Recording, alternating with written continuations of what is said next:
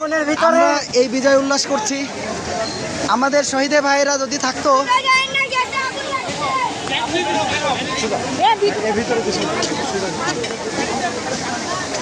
শহীদ ভাইরা যদি এই যে আগুন দিয়ে দিয়েছে পুরাতন গাড়িগুলোতে, তারা আসলে চায় না এই দেশটাকে যেভাবে ওরা নষ্ট করে ফেলেছে। এই গণভবনটাকে আমরা নতুন করে সাজাতে চাই, সব নতুন করে গড়বে। এই গণভবন নতুন করে গড়বে এই জাতি। ভাই গ্যাস লিক হয়েছে, এখানে যাওয়া যাবে না। ব্যাক করি গো। ভিতরে আমি বের হয়ে এসেছি এই কারণে গ্যাস লিক হচ্ছে। আগুন ধরানোটা ঠিক হয়নি ভাই, এই আগুন ধরানোটা ঠিক হয়নি, এই আগুন ধরানোটা ঠিক হয়নি। হ্যাঁ, আগুন ধরানোটা ঠিক হয়নি, কারণ এখানে তো গ্যাস বন্ধ না করলে বিপদ আছে।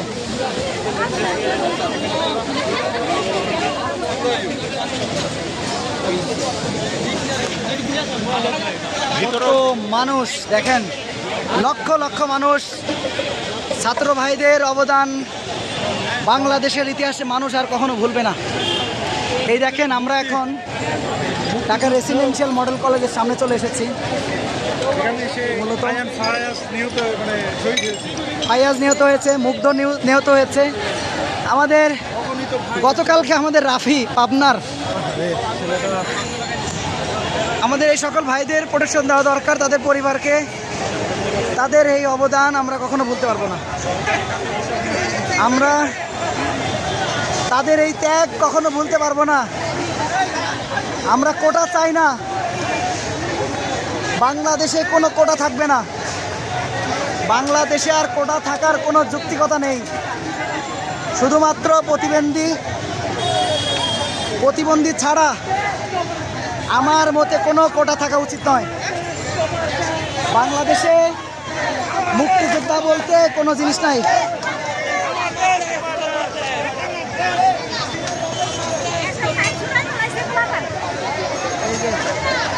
ঢাকা রেসিডেন্সিয়াল কলেজ, আমরা এখন গণভবনের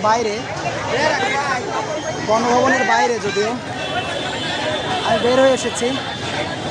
এই দেখেন, মানুষের বলে বোঝাতে পারবো না এই বিজয়। 16 কোটি মানুষের, 18 কোটি 20 কোটি মানুষের বিজয়। এই ভালোবাসা, উদারতা, ত্যাগ, এই ত্যাগের কারণেই আজ বাংলাদেশে আওয়ামী লীগ বলতে কোনো জিনিস নেই। যা আছে সব সাধারণ মানুষ। বাংলাদেশে কোনো রাজনৈতিক ব্যক্তিত্ব নাই, যা আছে সাধারণ মানুষ। কি বলেন ভাই? অবশ্যই। যা আছে সব সাধারণ মানুষ। আমরা এই দেশে হিন্দু, বৌদ্ধ, খ্রিস্টান সবাই ভাই, এখানে কোনো সাম্প্রদায়িক সম্প্রীতি বজায় রেখেই আমরা এই দেশে চলবো। আমরা ভারতের সাথে আমাদের সম্পর্ক কেন নষ্ট হয়েছে? এই খুনি হাসিনার কারণেই। ভারতের সাথে মূলত আমাদের কোনো সম্পর্ক খারাপ নয়, তারা আমাদের পার্শ্ববর্তী রাষ্ট্র। একটা পার্শ্ববর্তী রাষ্ট্রকে মানে বিপদে ছেলে দিয়ে আমরা কখনো সুখী হতে পারবো না। আমরা চাই সাম্প্রদায়িক সম্প্রীতি, আমাদের মধ্যে সেইটা আছে।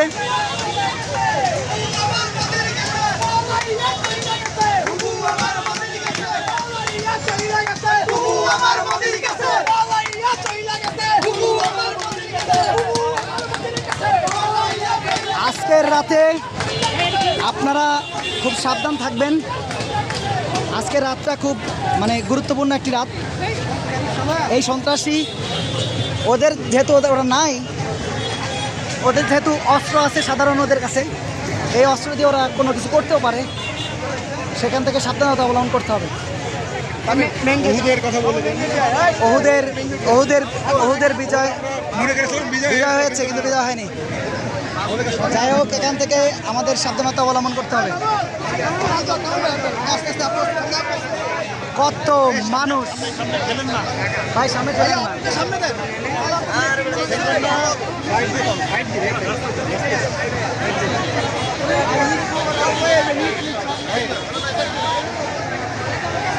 শোনো মহাজন, আমরা নয় তো একজন।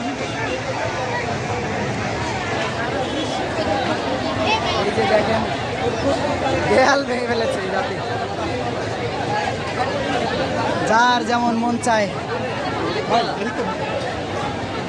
ভাই ওই সাইডেই কিন্তু আসছে।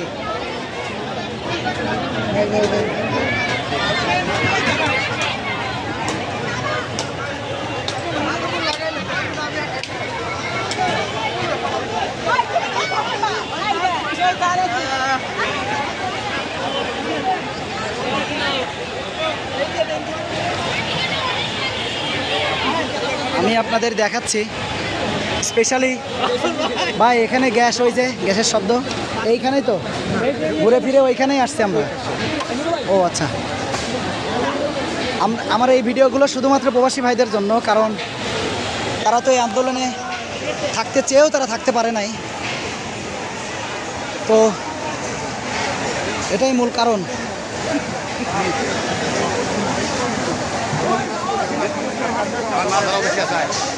সবাই বলছে দেখুন গণভবনে যা ছিল সাধারণ মানুষ এটা নিয়ে যাচ্ছে, কেউ কিছু বলার নেই, কারণ এটা বলার কোনো সুযোগও নাই। এই সম্পদ সাধারণ মানুষের, সাধারণ মানুষ যদি নিয়েও যায় এটাকে আমি জোর করে নিয়ে যাওয়া বা চুরি করা, ডাকাতি করা, এগুলো বলার কোনো সুযোগ নাই, কারণ এই সম্পদ সাধারণ মানুষের।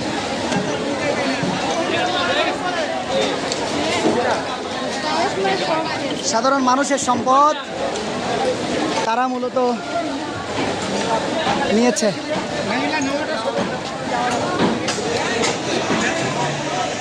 ভাই কোন দিক দিয়ে ঢোকা?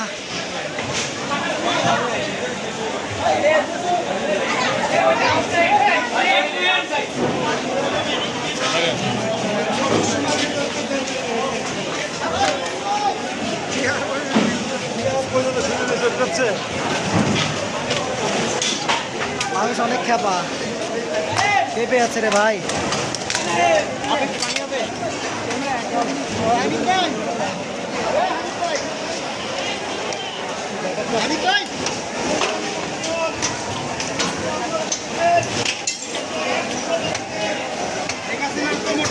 1971 সালে একটা দেশের সাথে যুদ্ধ হয়েছিল, 9 মাস লেগেছিল, বাট এই যুদ্ধটা 16 বছরের যুদ্ধ ছিল মূলত। এই যুদ্ধে কত মানুষের প্রাণ গিয়েছে, কত আলেমের প্রাণ গিয়েছে, কত সাধারণ মানুষের গিয়েছে, কত ছাত্রের গিয়েছে। 16 বছর এই আন্দোলনের বয়স। 1971 সালে 9 মাস লেগেছিল দেশ স্বাধীন করতে একটা দেশ থেকে, বাট এই জগদ্দল পাথর তার কাছ থেকে এই দেশটিতে আমাদের 16টি বছর অপেক্ষা করতে হয়েছে। ইতিহাস বারবার বলে যায়, ছাত্ররা যদি খেপে যায় তাহলে এই আন্দোলন কারো ঠেকানোর কোনো সুযোগ নাই। ভাই আপনি কি নিলেন আলমারি? হাসিনার বাসা আসলে মূলত কোনটা? ভাই কোনটা হাসিনার বাসা মূলত? এটা ওর থাকে কোনটায়? বাহুবলী তো দেখতেছি। এই যে আসলে থাকতো কোনটা এটা তো জানি না।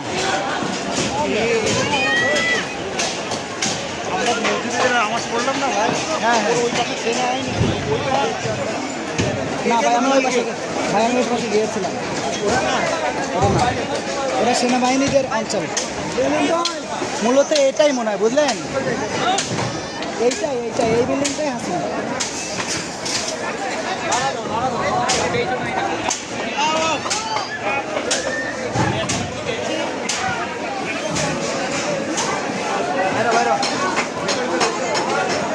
চলেন একটু দেখে আসি, দর্শকদেরকেও দেখাবো আমরা।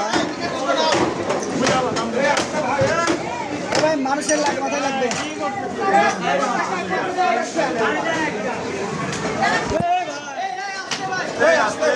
ভিতরে ঢুকবো না, থাক দরকার নেই।